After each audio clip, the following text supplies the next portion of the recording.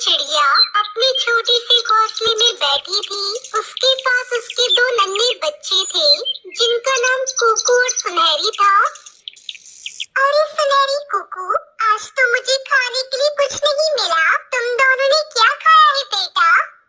माँ, हमें भूख लगी है लेकिन हमें कुछ खाने के लिए नहीं मिला। माँ, हम क्या करेंगे? हमें बहुत भूख लगी है। चिंता मत करो बच्चों, मैं तुम्हारे लिए खाना ढूंढने जाऊंगी। तुम दोनों यहीं रहो और सावधान रहना। ये कहकर टुनटुनी उड़कर जंगल के अन्य हिस्से में जाती है। वो इधर उधर देखती है। आज मुझे खाना तो मिलना ही चाहिए। फिर वो एक पेड़ के पास जाती है। अरे यहाँ तो बहुत सारे कीड़े हैं। तभी टुनटुनी की नजर एक बड़े चील पर पड़ती है जो उसकी ओर नजरें गड़ाए हुए बैठा था। क्या तुमने सोचा है कि तुम अपने बच्चों के लिए कुछ खा सकोगी? तुम कौन हो और क्यों मेरी भूख का मजाक उड़ा रही हो? मैं चील हूँ जो इस जंगल का राजा है और तुम्हारी भूख की मुझे बिल्कुल भी परवाह नहीं है। फिर टुनटुनी चुपचाप वहाँ से उड़ने की कोशिश करती है लेकिन चील उसे रोके रखता है।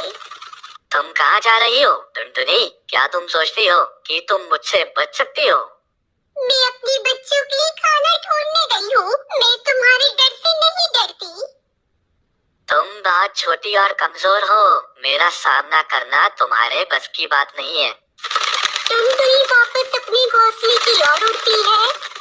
बच्चों, मुझे खाने के लिए कुछ नहीं मिला। चील ने मुझे रोक लिया था।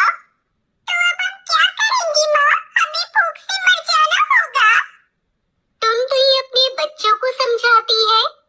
नहीं बच्चों, हमें हार नहीं माननी चाहिए। हम मिलकर कुछ करेंगे। लेकिन माँ, हम क्या कर सकते हैं? बच्चों, हमें एक योजना बनानी होगी। अगर हम मिलकर काम करें तो वो चील हमें नहीं रोक पाएगा। फिर वो तीनों एक योजना बनाते हैं और अगले दिन टुनटुनी फिर से जंगल में जाती है लेकिन इस बार उसने योजना बनाई हुई थी। तुम फिर से क्यों आई हो? क्या तुमने कुछ खाने का सोचा है? मैं तुम्हारे पास आई हूँ क्योंकि मेरे बच्चे भूखे हैं। तुम सोचती हो कि तुम मुझसे कुछ मांग सकती हो? नहीं, मैं तुमसे कुछ नहीं मांग रही हूँ। मैं केवल तुम्हें चुनौती देने आई हूँ। चुनौती? क्या तुम सच में समझती हो कि तुम मुझसे जीत सकती हो? हाँ, अगर मैं जीत गई तो तुम मुझे और मेरे बच्चों को अकेला छोड़ोगी। और अगर तुम हार गई तो तुम्हें मेरा भोजन बनना होगा। हाँ, ये सही है। टुनटुनी और चील के बीच खेल शुरू होता है। ठीक है, पहले खेल उड़ान का होगा। जो सबसे ऊंची उड़ान भरेगा वही जीतेगा। मैं तैयार हूँ। दोनों उड़ान भरते हैं। चील ऊंचाई में जाता है लेकिन टुनटुनी अपनी चालाकी से उसे चकमा देती है। देखो चील, मैं तुमसे तेज उड़ रही हूँ। ये तो सिर्फ एक बार का जादू है। ठीक है, अब हम एक और खेल खेलेंगे। ये होगा छिपने का खेल। मैं तैयार हूँ। टुनटुनी अपने बच्चों को एक जगह छुपने के लिए कहती है। फिर चील टुनटुनी उसके बच्चों को नहीं ढूंढ पाता। देखो चील, मैं जीत गई। ये तो सिर्फ भाग्य था। नहीं, ये मेरी चतुराई थी। अब तुम हमें अकेला छोड़ दो। ठीक है, मैं हार मानता हूँ। तुम और तुम्हारे बच्चे अब सुरक्षित रहोगे। टुनटुनी और बच्चे खुशी खुशी घर लौटते हैं। माँ, तुमने चील को हरा दिया। तुम सबसे बहादुर हो। नहीं बच्चों, हम सबने मिलकर ये किया है। टुनटुनी अपने बच्चों को प्यार से गले लगाती है।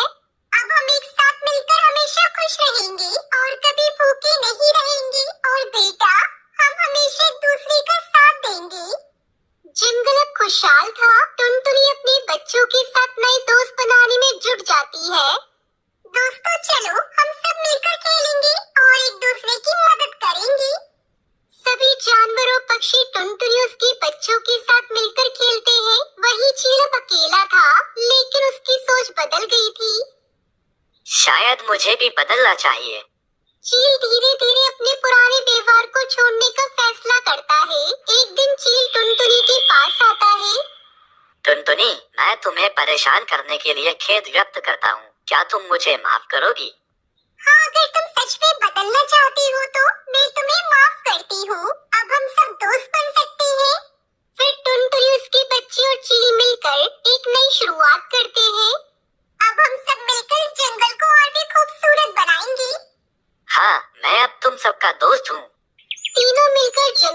खुशियाँ बांटते हैं। जंगल में हर दिशा में खुशियाँ बिखर जाती है। टुनटुनी और उसके बच्चे अब कभी भूखे नहीं रहते और चील भी उसका नया दोस्त बन गया था। जब हम सब मिलकर काम करते